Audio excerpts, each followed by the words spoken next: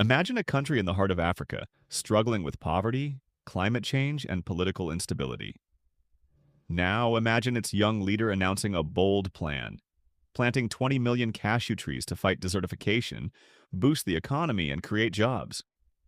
But the big question is, what's really behind Ibrahim Traoré's plan? Ibrahim Traoré is the young and charismatic leader of Burkina Faso. In 2022, at just 34 years old, he came to power, becoming the world's youngest head of state. Since then, he has positioned himself as a revolutionary figure, challenging Western influence, promoting Pan-Africanism, and promising to rebuild his nation's economy. Beyond politics, he knows that the land itself, its soil, its crops, its farmers, is Burkina Faso's greatest strength. In June 2025, Traoré's government launched a campaign to plant 20 million cashew trees by the end of the year. The symbolic launch was dramatic. 5 million trees planted in just 1 hour during National Tree Day. Cashew trees are drought-resistant, highly profitable, and provide not just nuts but also juice, vinegar, and even ethanol. For a country suffering from desertification and declining farmlands, cashews represent hope. On the surface, this looks like an environmental project, but at its core, it's also an economic revolution. Burkina Faso exports raw cashews, but most of the value is added abroad in India, Vietnam, and Europe. For every dollar Burkina Faso earns, foreign processors make $3 to $4 from cashew products. To change this, the government has temporarily banned raw cashew exports. Instead, factories are being built at home.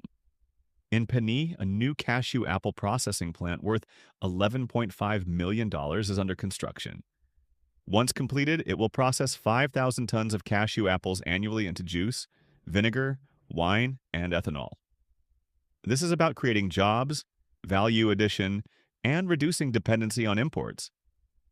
But why announce such a massive campaign now? The answer lies in politics. Burkina Faso faces insecurity from extremist violence and economic hardship. Traoré knows his people need hope. By planting millions of trees, he positions himself as a protector of the land and a visionary leader. Planting trees is also symbolic. Across Africa, reforestation has become tied to independence and pride. By focusing on cashews, Traoré is sending a message.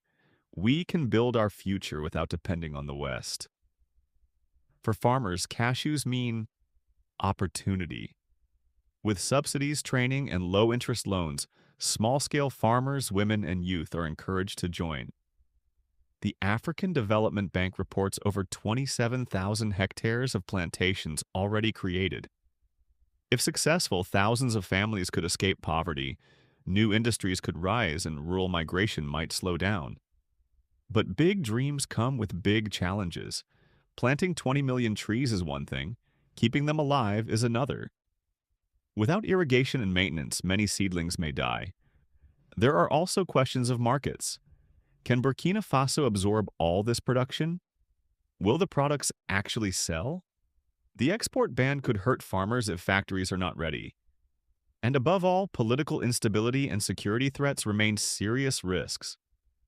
If the plan succeeds, Burkina Faso could transform from a raw exporter into a value-added producer, generating millions in revenue and creating jobs.